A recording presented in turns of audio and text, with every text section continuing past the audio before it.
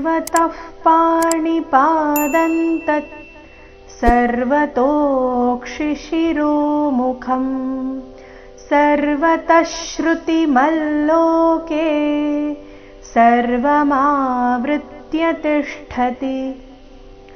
सर्वतः पाणिपादं तत् सर्वतः विसर्ग फरिति सर्वतः पाणिपादं तत् सर्वतोक्षिशिरोमुखं क्षिशिरोमुखಂ क्षि ನಂತರ ತಾಲವ್ಯಶ ಈಕಾರದೊಂದಿಗೆ ರಸ್ವ क्षिशिरोमुखं सर्वतोक्षिशिरोमुखं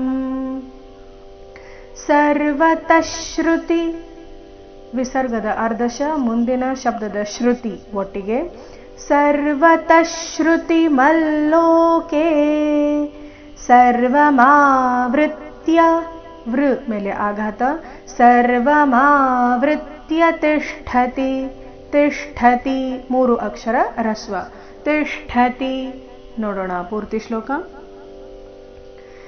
सर्वतः पाणिपादं तत् सर्वतोक्षिशिरोमुखं सर्वतः श्रुतिमल्लोके सर्वमावृत्य तिष्ठति।